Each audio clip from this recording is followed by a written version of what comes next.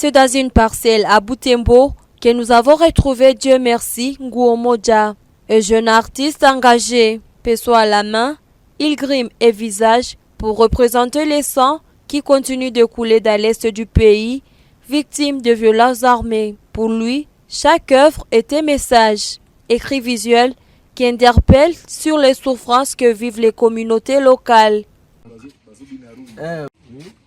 Dans un coin de cours, transformé en atelier de fortune, l'artiste applique minutieusement des teintes sur un modèle. Passionné des grimages depuis 2022, Diem est aussi poète slammer. Il explique avoir voulu fusionner ses textes avec l'image pour mieux toucher les consciences.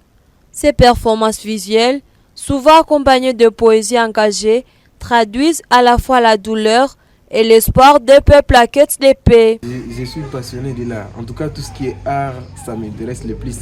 Et pour dire vrai, c'est que ce qui m'avait poussé à faire l'architecture, je me dis que c'est l'unique faculté artistique qui soit peut-être à la ville de Butembo. Mais je me dis souvent que si à Butembo, on avait l'Institut national des arts, ou carrément à l'INA, ou je vais dire à Bas, ou en tout cas une école artistique, je pouvais bien intégrer les arts. Mais son engagement n'est pas sans conséquence.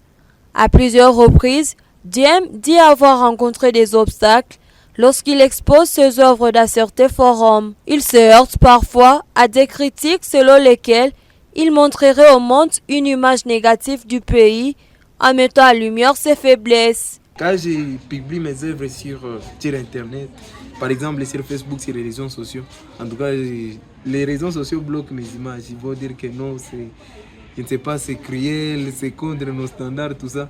En tout cas, je ne parviens pas à comprendre ces côtés-là. Mes images, quand je vais publier, tout ça, on me dit que non. C'est comme si c'est proche de la réalité, tout ça. On arrive même à faire en sorte que ça...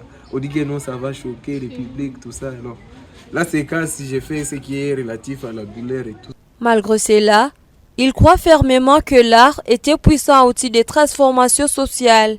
Pour lui, il peut sensibiliser, éveiller les consciences, inspirer les changements et contribuer à la guérison des blessures collectives.